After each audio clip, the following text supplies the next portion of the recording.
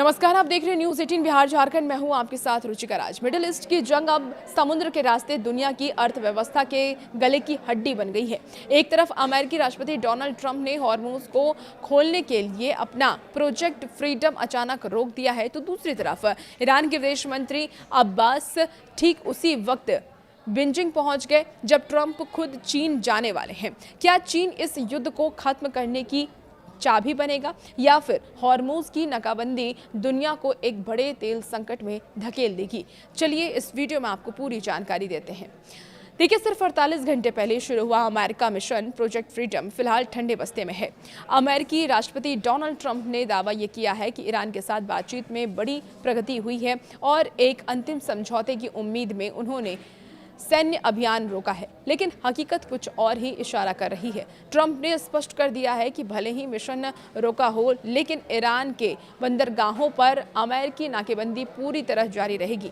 जानकारों का यह भी मानना है कि ट्रंप की ये रणनीति गाजर और छड़ी वाली है।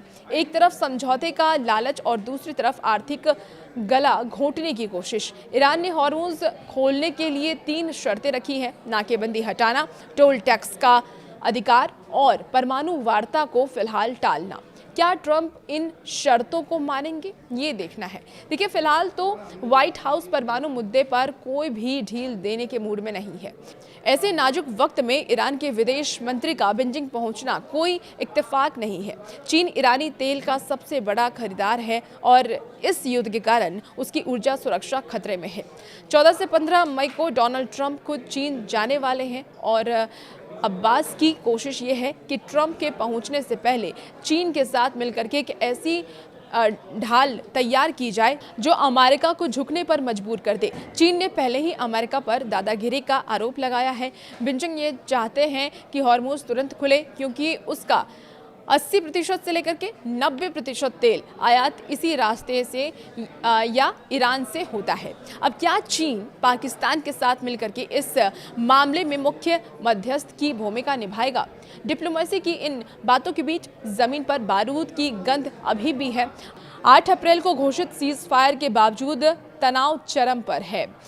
जो जानकारी सामने आ रही है कि लगातार मिसाइलें दागे जा रहे हैं, ड्रोन से हमले किए जा रहे हैं, जिसमें कि 3 भारतीय नागरिक भी घायल हुए हैं। हालांकि ईरान ने इन हमलों से इनकार किया है, लेकिन स्ट्रेट ऑफ हॉर्मुज में तैनात अमेरिकी युद्धपोतों पर भी हमले की खबरें आई हैं।